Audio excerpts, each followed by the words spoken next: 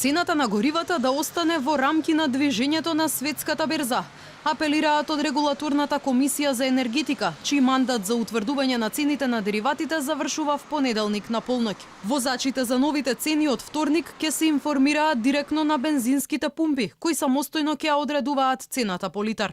Ваквиот проблем настана откако во регулаторната комисија заврши договорот за утврдување на цените по старата методологија, а новите законски измени се уште не се во сила.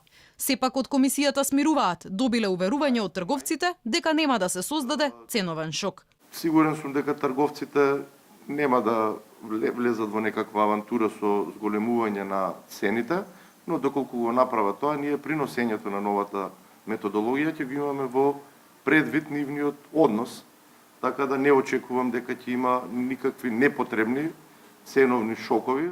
Според Бислимовски, новите измени на законот следната недела повторно ќе го минат со бранискиот филтер, а параф на документот ќе ставел и новоизбраниот председател.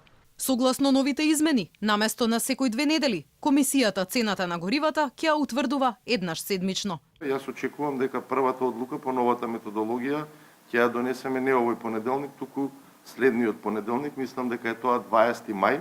Она за што сме усогласени е дека сега периодот на определување на цени ќе биде 7 дена.